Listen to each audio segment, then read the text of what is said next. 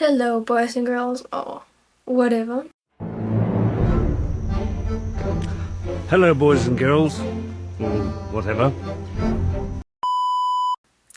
What if I told you that you didn't need a calorie deficit to lose weight quickly? What? Bro, what are you talking about, man?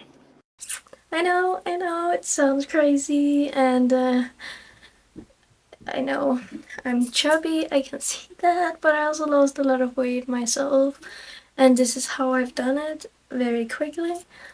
And this is a complete guide. I won't gatekeep anything at all.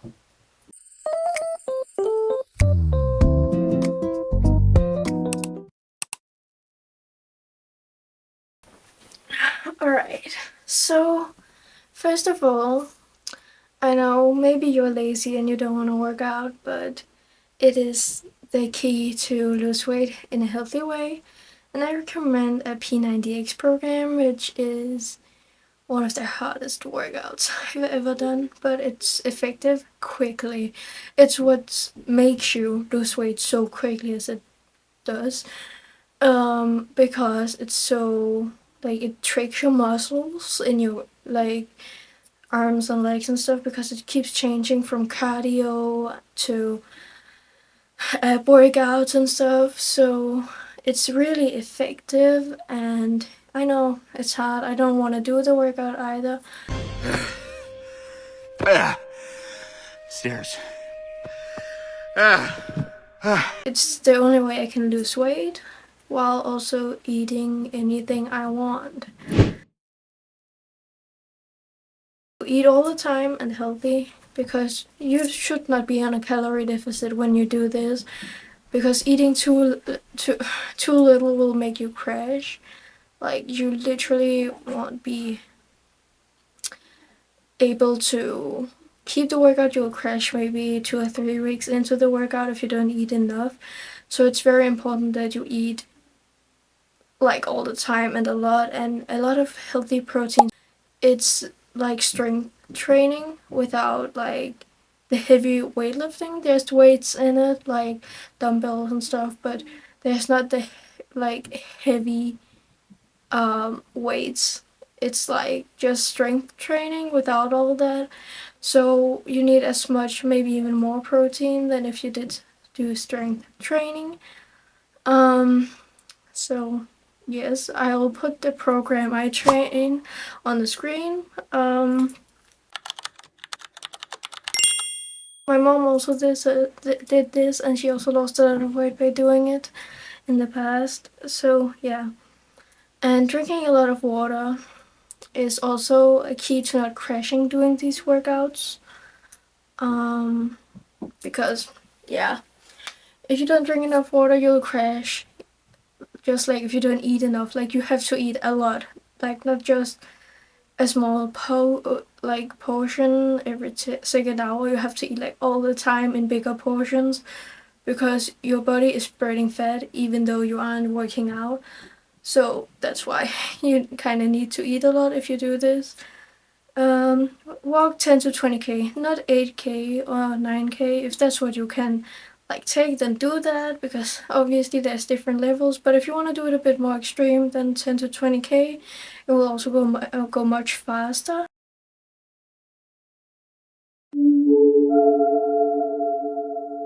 You can walk 5 to 8k steps a day. That's okay, obviously, as long as you do the workout. Then it's okay. But I'd like to do the extreme part because then it goes faster. So I walk between 10 to 20k steps a day, and be careful not to overwork yourself. If you need a break or something, you have to take a break to not harm yourself. So it's just better to take a day off. I also had to take a day off the day before yesterday because I was completely like I could barely move by the pain I had after the workout, so I took a day off. Because you don't want to harm yourself. You want to make yourself stronger and healthier. So that's how you're gonna do it. And yes, even if you take a day off, you will still burn the fat that day. You will still, if you eat all the time in bigger portions, you will still burn fat that day, even though you haven't worked out. So you can have a day off and still eat without feeling guilty as someone who's had an ED. So yeah, you can trust me on that one. And yes, I know you hear this a lot probably, but get 8 to 9 hours sleep a day. And I actually was into do research because I didn't know how to explain it, so I'm just gonna read it. 8 to 9 hours of sleep helps to weight loss by balancing hunger hormones, reducing calorie intake, and improving your energy for physical activity. Fever, junk food cravings, tired brains crave high-fat, sugary, and energy-dense foods for quick energy. Sorry for that, I'm dyslexic. No, but generally, this is how, like 8 to 9, it's just a little bit of the research, not much of it. But you don't want to be on a calorie deficit, but if you are and you don't want to listen to this, I would recommend eating between 2,500 calories to 3,000 calories. The fat you burn in this workout is insane. Like, your body is always going and working on burning these calories and this fat. So you want to eat a lot, else you're gonna crash. So that's the key. Eat a lot. And focus maybe on as much healthy food you can and vitamins and proteins so your muscles can build together.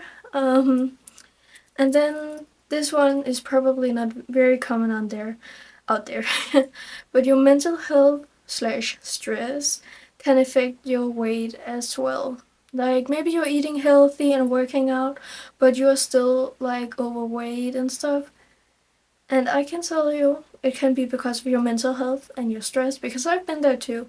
Like if you met me last year, I didn't eat sugar at all. I didn't drink sodas. I didn't do any of that. I was eating healthy all day long. I was in a calorie deficit as well and walking a lot, but I didn't lose any weight. Like I actually gained weight, but that was because I was depressed. Like I was so sick, so I didn't lose any weight. But then I got better mentally and I began losing weight also in different ways. But I can tell you, also, a calorie deficit will not last long. It's not long lasting.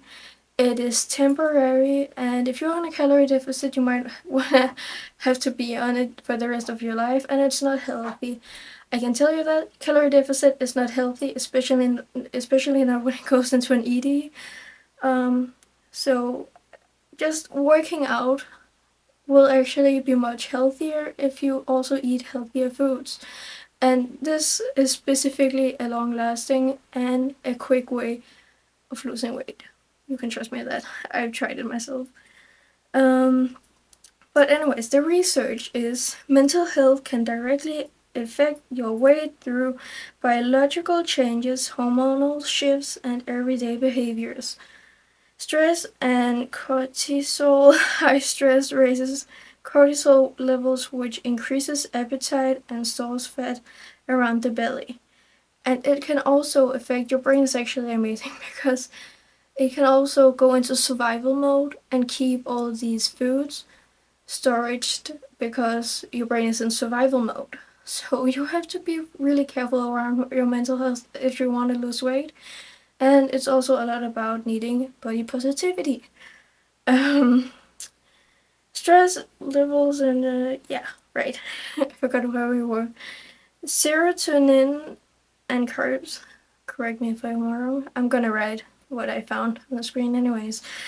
Low serotonin, common in depression, triggers cravings for sugary and starchy foods to boost mood temporarily. Appetite regulators. Poor mental health disturbs ghrelin and leptin, the hormones that tell your brain when you are hungry or full. Now, this is how you can fix your mental health. You can meditate to cope. And I know, you probably heard that before. Trust me, I was the same way. But meditating can help you a lot with finding peace in your mind, which helps relax the stress. And there's a bunch of ways to meditate. There's the classic way you see people doing. There's also going for a walk, listening to some calm music. Not on full volume though, that would not be great. There's also walking without music in. That's also meditating. And then there is the classic breathing one. Then there is the hot shower one where you just take a hot shower and you can watch a calm movie that makes you happy, or you can just don't do that and you can read a book. That's also meditating. Anything that gives your mind peace is meditating. So there's much more ways of there's a lot of ways of meditating without it being the classic way. I meditate before I go to bed by closing my eyes and imagining I'm in a different world. That's my form of meditating. I also take hot showers. I sometimes watch a movie, I sometimes don't, and I go for walks listening to music. So I meditate in a bunch of different ways to calm my mind. And the workout P90X, it will also help you in general with your mental health. If you have PTSD, working out is great. I'm just telling you. I have PTSD, and ever since I started working out, I've been so much heavier, and it also helped my panic attacks a lot. So that's also a way of doing it.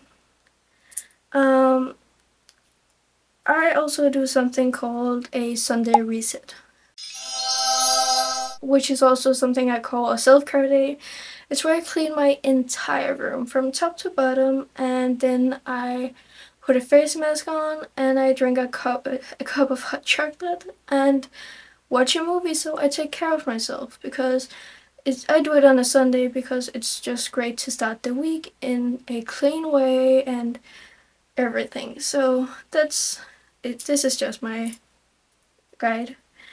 And then there is remember to take a day off. If you need it, if you feel like it, take a day off. Chill. And don't feel guilty about it. Every day, everyone needs a day off sometimes. Even the greatest one of us. So your stress and mental health also can have a big effect on your weight loss journey, and it's just about showing up.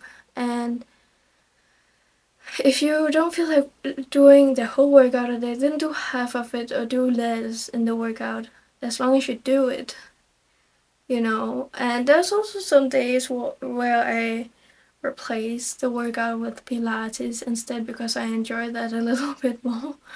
But that's okay. That's okay. And yeah, it's just about telling yourself that it's okay. And don't do weight loss for anyone but yourself. Don't go watch these motivation videos on TikTok that's talking down to you. Like, don't go watch these negative videos for motivation. I used to watch these videos that would call me fat on repeat while I worked out. That's just the key to an eating disorder. You don't want to end there. So when you want to watch motivating videos, you want to go find some positive ones that don't talk down to you or say that it's wrong to have a certain kind of body. Because if you should lose weight, it should be for yourself, not because of an image. I'm losing weight because I want to. But I'm beautiful. I have to tell myself I'm beautiful because I am. And every body type is beautiful. And that's what it's about, right? Lose weight for yourself, not anyone else. And I struggle with this myself. I made this video because I wish I watched a video like this when I first started on my weight loss journey. So I hope you'll take this to heart and take in my advice as a 17-year-old girl who has been through a lot myself. So if you're struggling, remember it's okay to reach out for help and feel the way you're feeling. And I hope I'll see you again in my next video, and comment down below if you want more videos like this where I give advice. And yeah, I love you guys.